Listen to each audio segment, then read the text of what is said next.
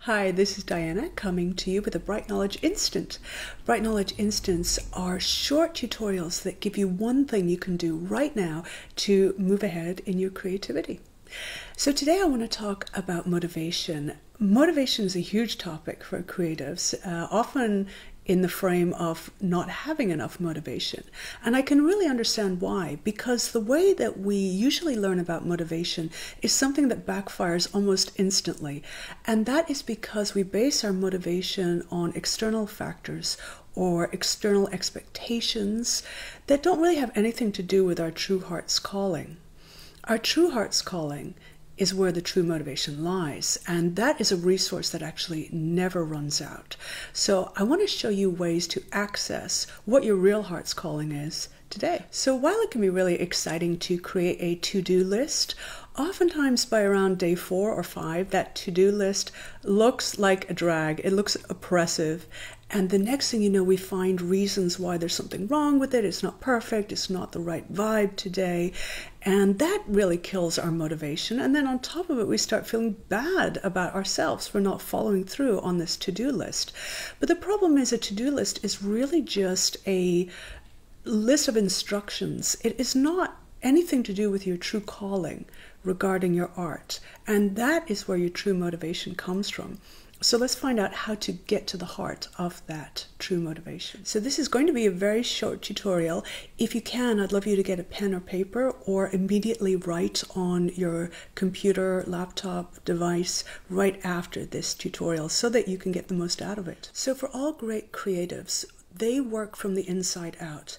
They know what their greatest calling is, what their purpose is, what their mission is. I'm using all of these interchangeably. So when you're looking for your true calling, your mission, your purpose, the quickest way that you can access this is to go back to your original reasons for being called to the art form that you do. So for example, for me, that would be going back to piano, my original instrument and one that I still love today, and remembering those magical feelings. And within those feelings, there are going to be encoded all kinds of clues as to what your true calling is, and therefore what your true motivation is. So as you're going back and having those memories, here's where the pen and paper comes in, or the computer. I want you to start writing completely free-form, stream of consciousness, all those memories. Let them flood out. Let them be as visceral as possible. This is for your eyes only. Remember, nobody else is going to read this. A huge amount of the problem with motivation is we get hooked up in other people's agendas or desires, or even what we think are their agendas or desires. This is only for you. So even if it sounds like the craziest thing, I want you to write it down if that's what your true feeling is, what that connection is. Now, after you've written all of this stream of consciousness, remember you're not editing as you go along. It's just flow, flow, flow. I'd like you to go back and read it and see what themes pop out, because there may be, most likely, some threads running through the entire thing that will give you the clue as to what your true purpose is. And for me, even when I was a small child, at the age of 8, taking up harp, I felt like I was entering a magical, well, actually taking up piano. I dreamed of taking up the harp, which I did later. When I started piano, it was like I'd entered this magical world, and it felt like a world that was true. And as a child, you don't necessarily have the vocabulary to put it together in the way that you do as an adult. But what I was really feeling was I was coming back to my true self. And that has always been my true calling with music, my true purpose with music, whether I'm teaching, whether I'm performing, whether I'm composing. It's to come back to that essential part of myself and therefore encourage that to happen for everybody else as well. So you probably won't get your calling down to something that specific immediately. You may. Don't worry, it's no rush.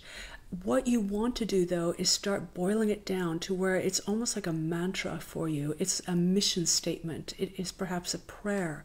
Whatever language resonates with you, you want to boil down your calling to something that you could actually write on a piece of paper and keep on your music stand to remind you what that calling is. Now, why to do this? That is because whenever you're feeling a flagging in your motivation, you're not feeling like practicing that particular day, recall your purpose, your mission, your calling. Suddenly, it's like, oh, you get flooded with this intense emotion. You get flooded with inspiration, and you get flooded for a reason to do what you want to do, rather than looking again for external forces to make you do it. Internal motivation is what we're looking for here.